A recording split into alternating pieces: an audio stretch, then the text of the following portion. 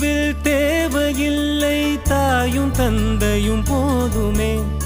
ஊரில் உள்ள தெய்வம் எல்லாம் எங்கள் வீட்டில் வாழுமே. யாரும் இல்லை என்றுதான் இங்கு யாருமே இல்லை. ஆதி பகவன் வீட்டிலே என்றும் அன்பு கேதல்லை.